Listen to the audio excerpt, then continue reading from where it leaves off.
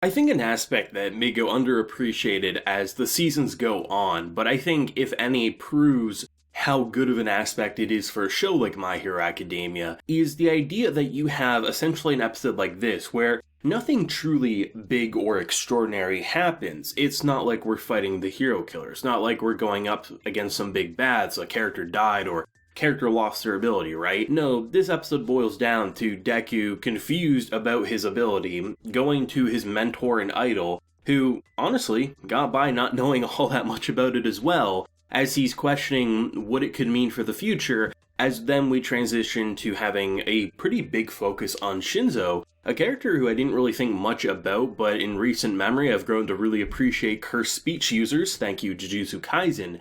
So to have a character like him, have an ability that you would typically see on an enemy side, and very much he was treated as such, like, hey, I want to be your friend, but don't curse me or anything. Having a character who's that humble, understanding that he is weak and pathetic compared to everyone else, but he wants to be a hero. I think there's nothing explosive happening there, but watching those informations be dropped with the backstories or just clarification or opening up new doors about what One for All truly is, while having a character who, really, when we saw him before, probably didn't think too much about him unless you know of the source material, but I think a lot of people probably are in the same boat as me, coming off of shows like Jujutsu Kaisen, loving the powers there, seeing similar powers here, you're like, okay, I want to see like every character have a cursed speech at this point, because it's just so frightening and badass, especially if it's on a hero side, when you can have a giant Goliath about to break everything down and you can simply mimic the voice and everything changes in a matter of, oh shit, you're about to lose, to oh shit, they're about to lose. I think My Hero Academia definitely knows how to make what would generally be boring pretty interesting. I wouldn't say exhilarating or anything like that, but it understands that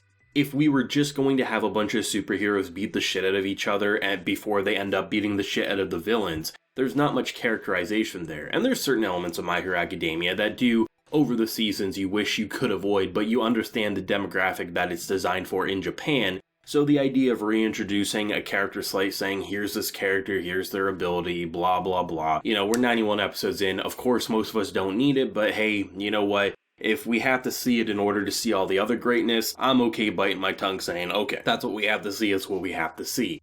But I like how this was an episode that really got my mind racing on, at this point, literally 91 episodes in, and we're still exploring a character's ability. And I think that's a good thing for a show like My Hero Academia, because we're literally watching a story of how a kid who was granted no abilities through birth, his rise to become the number one hero, if the speech in season 1 is anything to go off of, as it says, like, this is my journey and how I became the best hero, right? So to have a character really confused, waking up from dreams, hell, getting flashbacks to, I think it was in season 1, maybe it was later in the seasons, but when Shinso basically used brainwashing on Deku, he actually got this like shadowy vision, and at first when I remember when I saw it, I had no idea what that meant. Now seeing the dream and everything like that, you're saying, oh, that was actually the previous users of his ability. That's really interesting, and if, Deku can be on his good side, I wonder if that will help him actually unlock more of the potential of the dreams and maybe understand more and more what was happening. I think sometimes if you have a story where like someone who's really, really powerful and respected,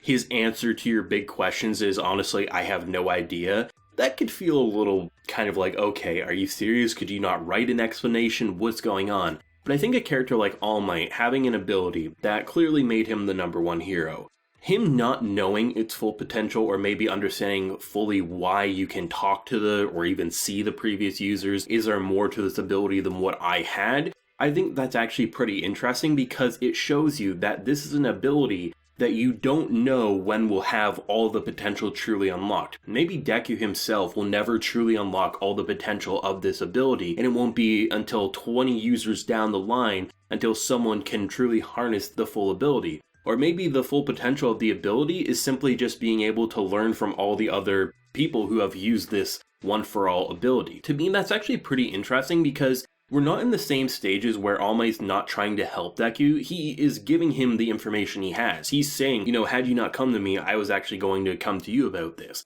I think it's fascinating seeing Deku compared to where he was in Season 1 to where he is now with how he gets to interact with his mentor. Even if his mentor doesn't have the answers, I think coming off of a dream where you literally exploded the windows in your bedroom, to be able to say, honestly, that's kind of frightening, but it's also, there's information that I want to pursue, and your idol is saying, honestly, I don't understand it either, but it's something you don't need to be afraid of. Him saying you don't need to be afraid of them is probably the biggest sigh of relief a character like Deku could have, and I really appreciate that their relationship has definitely grown there. And I think over probably this season, where that seems to be Deku's main focus of the character arc, is learning more about the dream and what his ability truly represents. And honestly, I kind of like the idea that there is an ability so powerful that the number one hero potentially never even used its full capabilities. What if Deku was able to do so? Or what if Deku, taps in further? What if he becomes more powerful than All Might ever was? There's a lot of ways to give Deku more power as the season goes on, without it necessarily feeling like an ass pull like you typically see in battle shonens. Here it feels like, unless there's an ability that's even more complex than this, but so far from what we've seen, One For All and the idea of how it gets passed down through generations and users, I think has more potential to explore that power system than any of the other powers we've seen in the show so far. And I like the idea of how, the complexity of just talking about even flashing back to our boy Todoroki and his father, and just kind of using that imagery of through generations and passing down the power, you can craft the ultimate ability, but that could also lead to very dangerous things. Just great content all around. Just two characters talking about a dream ended up being some of my favorite things we've seen over the past 3 episodes of My Hero Academia. Though I will say Shinso, a character who I really had no real interest in when we've seen him before, is a character I've come to really respect and admire within a short handful of minutes. I mean, once again, just having another mock battle where basically you're trying to take them as prisoner. If you have 4 in a cage, you're pretty much set and good to go. And a character like him, who clearly has, worked out, he looks a lot more buff than what we've seen before, but he's a character who doesn't have any real experience. So on one hand, it's a hindrance to have him on your team. On the flip side, because of his ability, if he even has the most basic understanding of it, he could be very devastating. And I think the idea of seemingly his costume, the mask that he wears, is a way to change the vocal cords in terms of how he talks and the fact that he's able to mimic other people. I'm not sure if it's a type of recording, maybe based on someone talking towards you that then transfers of how the vocal performance will be, or if it's just straight on mimicking. Nonetheless, to have scenes literally about to be destroyed, a simple person talking and saying don't do it and maybe attack your own allies, I think that's going to be very interesting, especially considering that, Deku himself says it was pretty much luck he got out of it the first time. What's going to happen this time? Maybe they're going to do something maybe they'll plug their ears or something. Maybe they'll try fighting together without actually listening, which could be an interesting turn of events.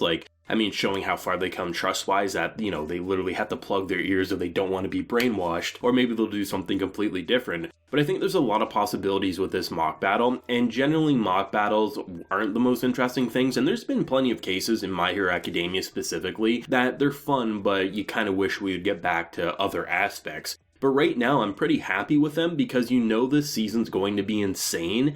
And I think it's good to see them, really continue to further flex what they're capable of and see where there's room for improvement, but also really get a refresher on what these characters are capable of before all out hell breaks out and we have to focus back on the crazy League of Villains and everything like that. To me, this was an episode that as I was watching it, the individual pieces at first, I was like, okay, this is fine, but am I really blown away by this episode? And then by the time we finished the episode, I combined all my thoughts and I said, this isn't the most incredible episode, but it is one that left me fascinated and intrigued for more. And really, My Hero Academia has a good way of doing that, making me say, okay, maybe I want something more explosive. But by the time we were starting to get to that mock battle, I was thinking, I want to actually explore more with, the ability, or just see more backstory with my boy here. So honestly, good job My Hero Academia as per usual, but I'd love to know everyone's thoughts and feelings down below. What did you think? And where do you think either Shinso's character arc's going to go or One For All in terms of the ability and the dream sequences and things like that? If you don't know the source material, please no spoilers. If you enjoyed the video, leave a like, share your support, and remember to hit that subscribe button if you're happy new around here. So until next time everyone, please take care and have a good one.